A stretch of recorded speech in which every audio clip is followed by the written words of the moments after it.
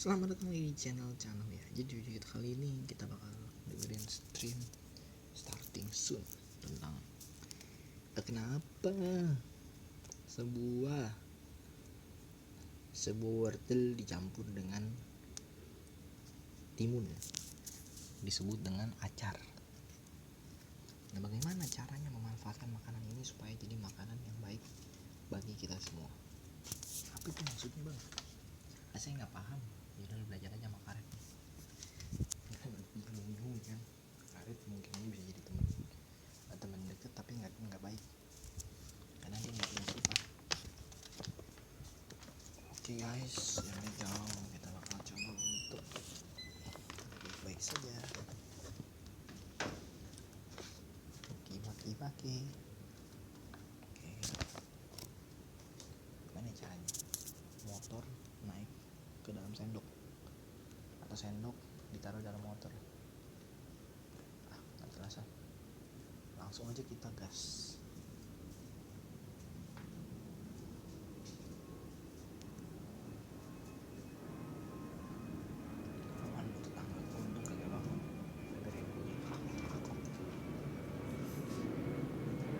Bisa dibangun terus. Pokoknya keren banget. Karena komen katanya nenek gue sering banget ngobrol sama tetangga gue, katanya dulu ribet tuh katanya, udah makanan dibuang-buang gitu kan. Padahal niatnya baik ya, menolong burung-burung di udara ya kan, memperbaiki ekosistem dan juga sistem matikan perut di dalam sebuah binatang ini. Nice, salah satunya nih dimasukin lah ini semua. Dan ini kayaknya kita makan dulu guys.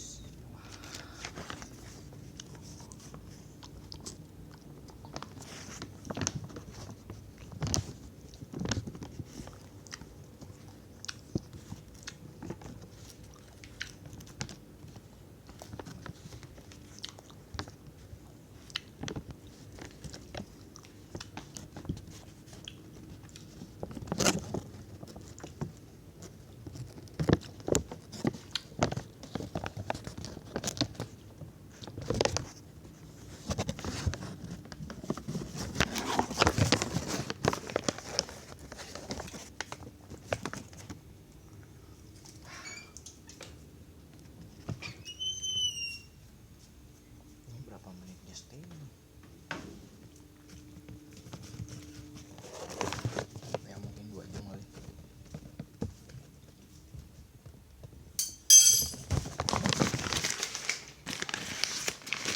Aku kayak lagi di awan aja gitu.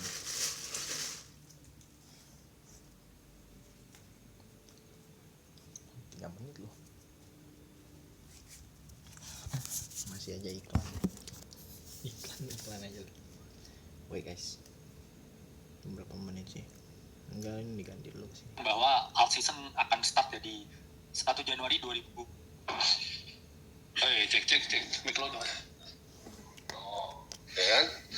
Halo semuanya, kita udah mulai di pagi hari ini ya. Jadi bentar gue batuk dulu. Ya minum dulu.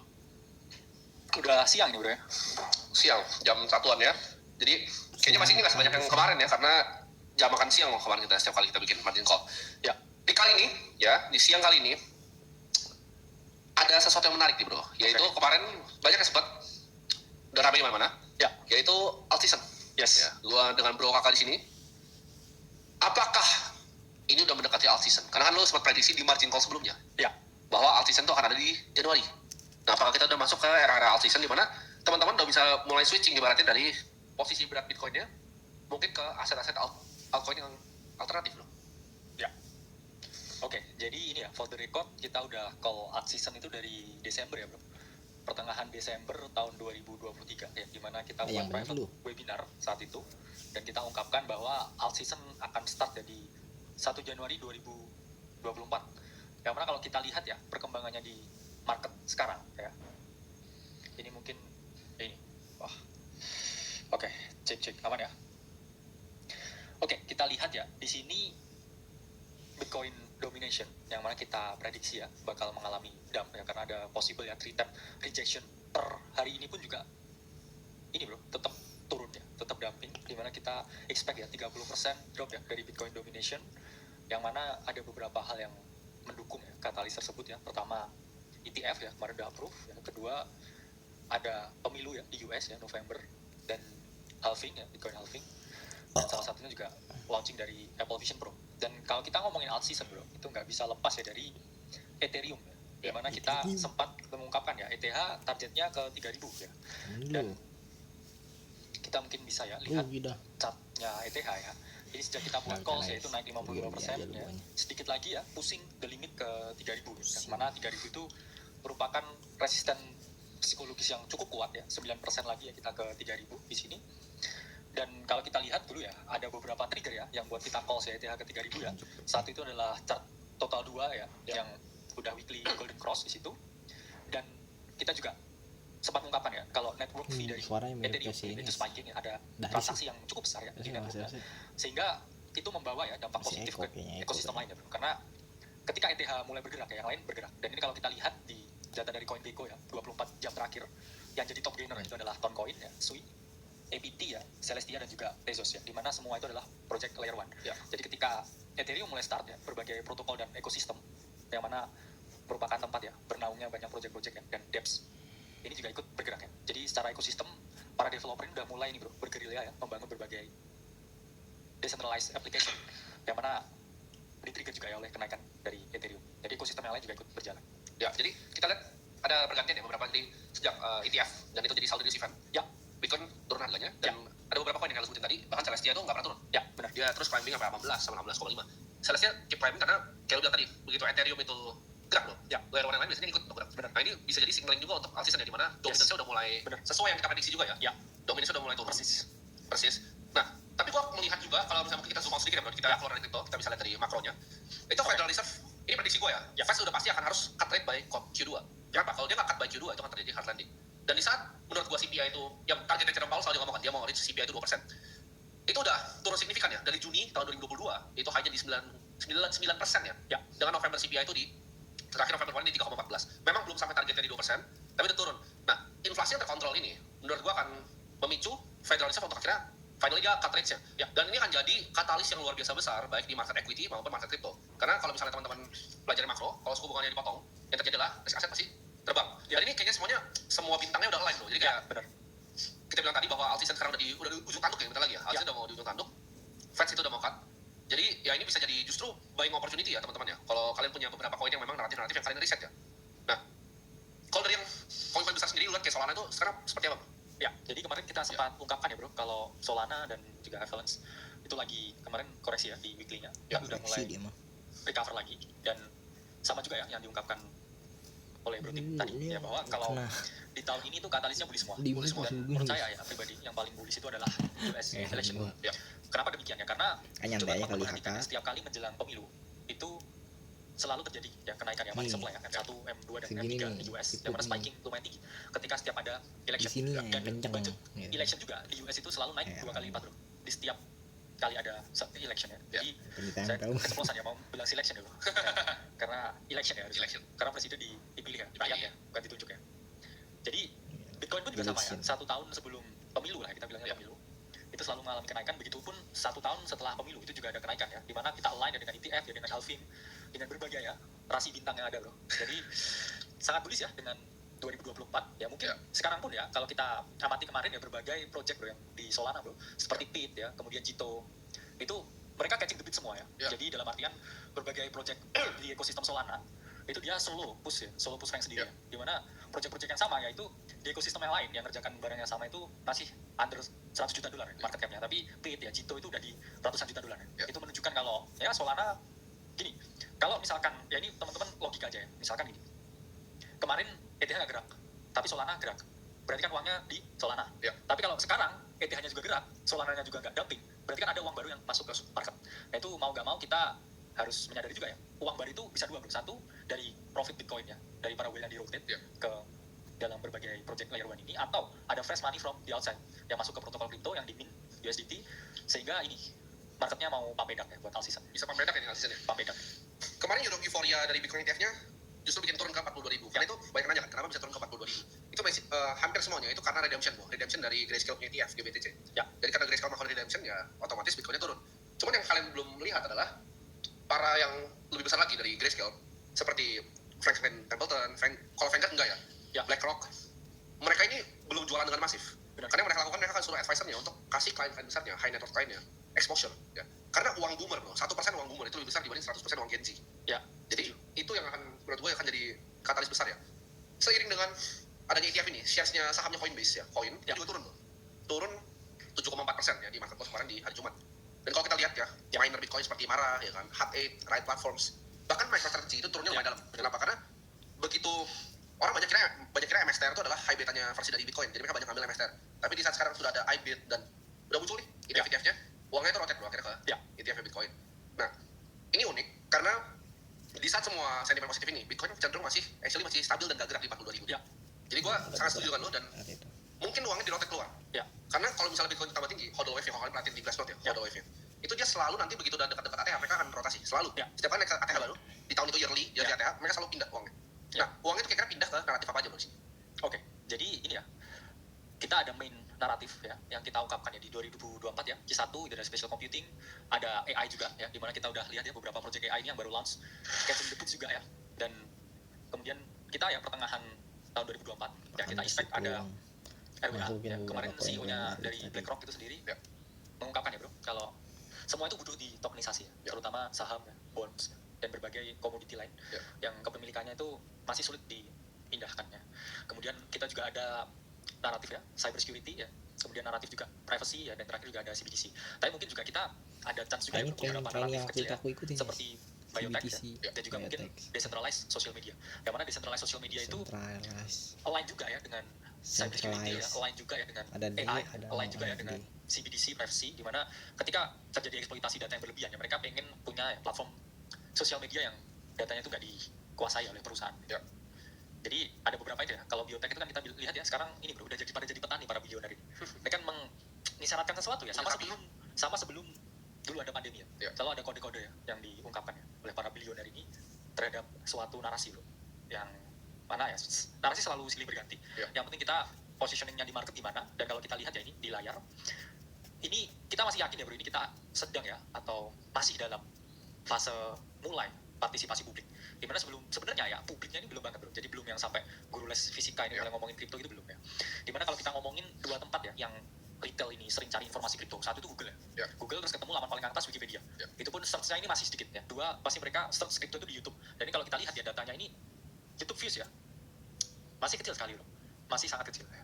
Dimana in average ya ini masih dalam ya 1 jutaan lah ya, belum sampai 2 digit ya dalam daily-nya. Yang mana itu juga sangat kecil ya, dari semua akumulatif ya, berbagai influencer kripto ya, yang ada di YouTube.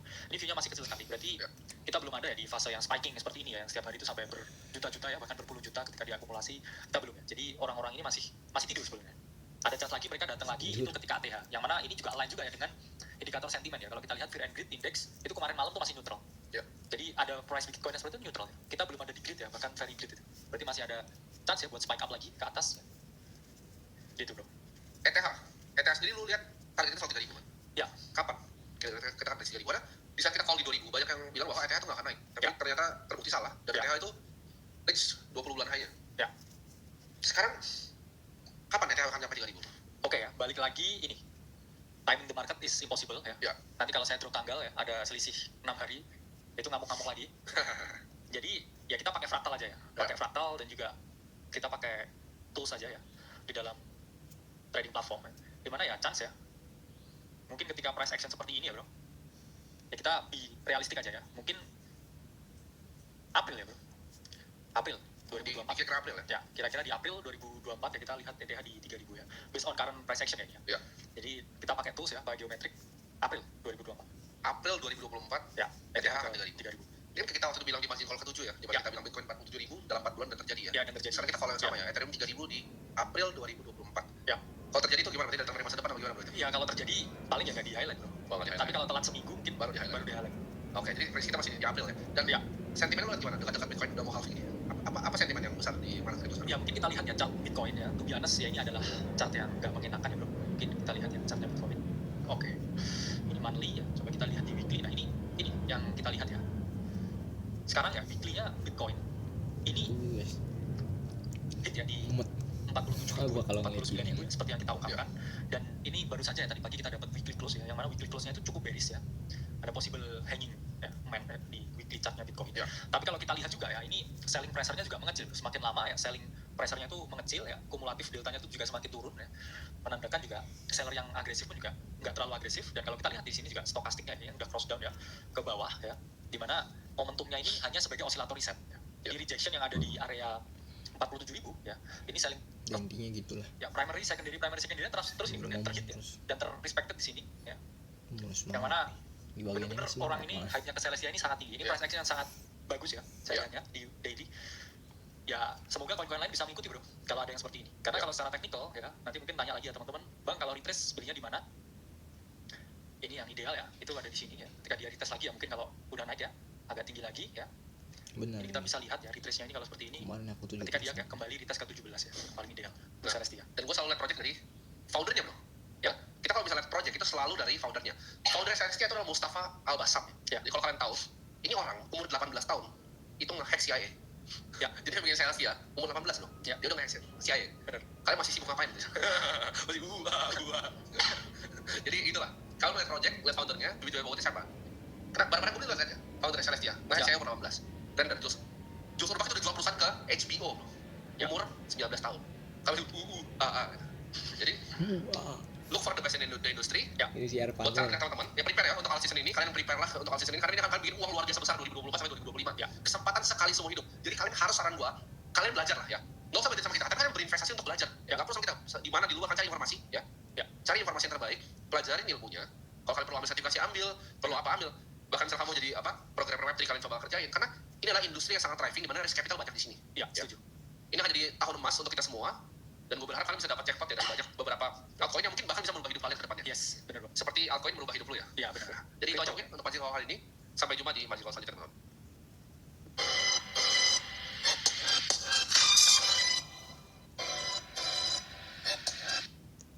Gambarnya kayak setan begini. Langsung aja kita delete. Penting juga ini sebenarnya. Nah, ini waktu kita invest in branding, mereka juga bertanya-tanya, bulu mata kok segitunya? Gimana cara ngukur KPI-nya gitu kok dari branding? Founders Theory. Biar nggak lama, langsung aja kita. Hai folks, hari ini kita kedatangan seseorang yang luar biasa, namanya Reza Arya Bima. Halo. Ini personal opinion ya. Iya. Buat aku ini pebisnis paling sukses. Karena mentor aku. Jadi sejauh ini dalam hidup, mentor bisnis aku sejujur-jujur, walaupun aku juga nggak intens 1 minggu sekali ketemu kok. Tapi aku nggak punya mentor bisnis kok. Sejauh ini yang paling jauh. Nah, sejauh ini yang paling jauh itu pun nggak jauh-jauh banget ya. Jadi Reza Arya Bima ini adalah mentor aku. Mentor tuh, mentor berarti seseorang yang aku perhatikan gerak-gerik langkahnya. Nah, kalau aku bingung, aku meminta nasihat. Kebetulan emang nasihat itu selalu mutakhir. Jadi sekali kasih nasihat berikutnya 6 bulan lagi gitu ya. Jadi Reza Arya Bima adalah co-founder dan CEO dari Artisan Pro. Yes. Juga merek ready. Yep. Buat founder sekalian, kalau bukan perempuan mungkin nggak terlalu familiar sama Artisan Pro, tapi Artisan Pro adalah kasih di bawah pabrik. Pastikan kesejahteraan mereka naik. Gitu. Wipus itu aja psikologinya beda ya. Emang kalau founder beda loh. Nggak mau pakai kata saya, pokoknya semua itu teamwork kita. Tapi memang Reza memang segitunya. Ini bukan story, ini memang beneran hidupnya memang begitu. Jadi, ini tadi kita ngomongin pabrik karena memang Koko itu adalah rumahan. Ya, pengantin rumahan nih Koko. Elevate value-nya, keterampilannya, semuanya, hidupnya. Ya, kalau tadi ngomong gimana ya?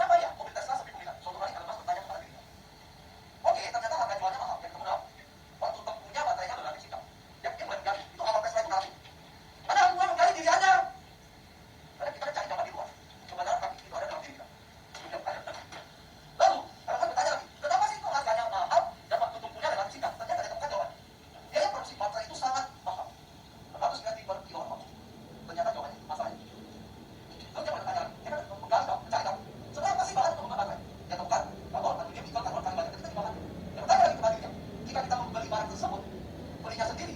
Harganya berapa? Ternyata hanya 80 kilowatt. Dan sini berapa? Kami tahu kan? Mulai ketemu ya. Nah, yang bertanya, jadi kita hanya perlu memikirkan cara cerdas membeli bahan tersebut dan menggabungkan dalam bentuk sel baterai. Nah, mulai yang bertanya lagi, seberapa sih baterai? Dan baterai adalah alat untuk bisa menyimpan listrik. Nah, yang bertanya, apa sih bahan di dunia ini untuk menyimpan listrik secara efektif? Bagaimana bisa menyusun dengan cara yang paling efisien? Nah, itulah akhirnya yang ketemu kali ini. Tesla punya baterai sebagai salah satu yang paling tahan dan produksinya dengan biasa. Ya, ini apa sih tadi? Betul. Oh ya, saudara. Nah, bagaimana manusia bisa terbang? Dan dunia mulai bermain banjir ternyata yang mengalami 10 bisa terbang. Jadi juta dolar. Ada pertanyaan positif, maka jawabannya adalah positif. Jadi kita sedang potensi yang belum kita maksimalkan, teman-teman. Jadi banyak tidak diri. Apa yang bisa lakukan supaya diri saya makin maju? Oke, kita bertanya seperti itu. Tapi banyak tidak. Tanyakan gini, kenapa nasib saya jauh makin? Hidup saya kok maju-maju, teman-teman. Jadi sekarang kita bertanya. Saya bisa ada terus jawaban. Apa sih yang saya lakukan? Ada yang lebih? Ada kan dari jawaban tersebut, teman-teman? Yuk, saya kasih beberapa contoh ya. Supaya Anda makin merasa bahwa ternyata prinsip ketik ini benar. Yuk, contoh. Misalkan teman-teman, Anda mau membangun sebuah bisnis perhotelan. Anda boleh bertanya dong, apa hal yang paling mendasar di sebuah industri perhotelan? Apakah bangunan, fasilitas, atau kualitas layanan? Ya ternyata teman-teman ya, menyediakan akomodasi yang nyaman atau menyediakan akomodasi yang nyaman bagi para tamu. Nah, apa biasa terkenal dari sebuah hotel? Ya pembangunan tersebut. Apakah akomodasi yang nyaman itu harus berupa bangunan? Tidak juga. Ini cerita ada satu orang yang bertanya pada dirinya ya. Nah, bagaimana kita bisa menyediakan akomodasi yang nyaman bagi para tamu tanpa harus memiliki bangunan? Terciptalah buat itu dalam LPG. Inovasi. Sesuatu hal baru bisa diciptakan dengan cara seperti ini. Yang berikutnya, orang kedua bertanya, yaitu industri transportasi kota.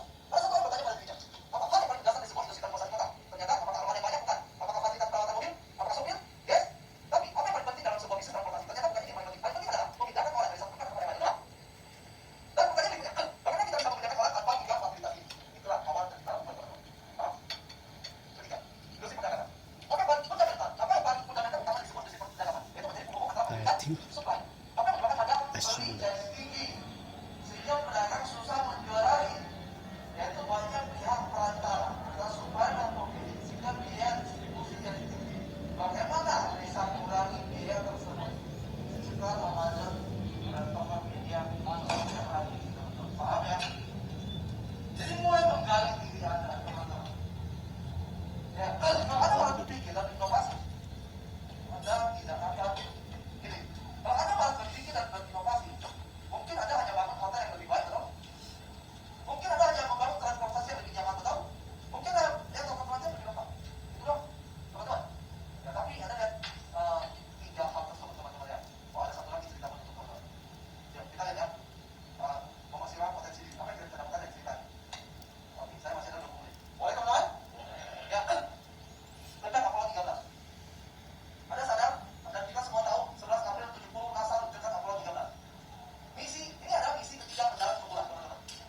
Pada tahun 1991, ternyata Presiden Amerika John F. Kennedy menantang negaranya untuk mengirimkan astronot ke bulan dan menggunakan berinovasi di sini, guys. dan NASA Intinya saat itu jadi perintah untuk menerima gue juga tantangan. ngerti tadi Kita apa lanjut. itu berinovasi. Pada 20 Juli 69, Apollo 11 berhasil mendarat ke bulan. Waktu itu Neil Armstrong, ya, dengan alat Indonesia seorang. Nah, ini kan Apollo 11. Selanjutnya kan Apollo selanjutnya ada Apollo 13. Di dalam Apollo 13 terdapat 3 astronot, yaitu Jack, John, and Fred. Nah, ini loh. Mereka bertiga. Jack John Temple. Bayangkan, 56 jam tangki oksigen Apollo 13 meledak di angkasa dan menghasilkan separuh pesawat. Membuat semua orang kaget, termasuk mereka yang ada di mission control di bumi. Bayangkan ya, mission control di bumi kaget, teman-teman. Jack melaporkan keadaan pesawat. Jack melaporkan keadaan pesawat. Oksigen berkurang dengan cepat. Pesawat kita kehilangan daya. Alat pengatur karbon dioksida rusak. Hampir seluruh alat pesawat ini tidak ada yang berfungsi. Listrik mati dan air tidak ada. Kebayang ya, situasi tersebut, pesawat rusak dan laporannya ini luar biasa banget. Apa yang terjadi? Jika Anda ada Jack, John, dan Fred, Anda terjebak dalam sebuah pesawat di luar angkasa. Bagaimana respon Anda? Pasti panik dan masih mati, teman-teman. Ya, mereka juga melakukan hal yang sama. Mereka panik dan mereka berpikir ini sudah pasti mati. Ya, semua tidak tahu mau ngapain, termasuk orang-orang yang di bumi, teman-teman, yang ketakutan, semua beranggapan sudah pasti mati. Oke, selanjutnya. Di tengah kepanikan, Jack, Sibuk ngomongin teh. mengajukan satu pertanyaan. Ini abang-abang ini Mengajukan pertanyaan, kadang itu kita bisa menemukan jawaban. sibuk ngomongin Pertanyaannya teh. adalah, apa yang kamu miliki di pesawat yang masih bekerja atau berfungsi? Tiga orang tersebut menjawab. Pertanyaannya sederhana, tapi pertanyaan tersebut membalik dia balik lagi bawain tuh. Memang fokus pada masalah apa yang terjadi. Tapi pertanyaan kan membuat mereka fokus untuk mencari apa? Solusi. Lalu, kemudian dia mulai mengalir. Inovasi Guna solusi modul, berarti. guna modul